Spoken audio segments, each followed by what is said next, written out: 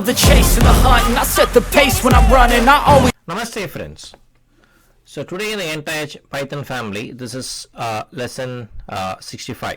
So this is the 65th day, and in the NumPy this is lesson 24.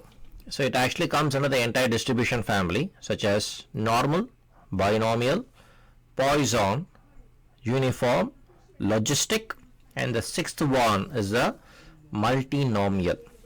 All right. So we all saw the normal is the Gaussian, the high achievers, the low achievers. The binomial is a discrete. The binomial can be made as a normal with continuous data. Poisson, it's like, even though it is very small, it is so effective. It's a probabilistic science. Uniform is very fair, the equal chances of occurring. And then yesterday we saw about logistic, which is used in population, and how different, even though it looks very similar to normal, but what is the difference? So today it is a multinomial. So the multinomial is basically a generalization of binomial, which is a discrete. It describes outcomes of multinomial scenarios, unlike binomial, where the scenarios must be only one of the two. Here, the blood type of a population, the dice roll of an outcome. These are the two examples. All right. Even though it is very similar to binomial, but this is how it is. So it has three parameters. One, just like other than the Poisson, so far everything is three parameters. So n is the number of possible outcomes. So 6 for the dice. And the probability values are every time is 1 of the 6, 1 of the 6, 1 of the 6. And size is the shape of the returned array.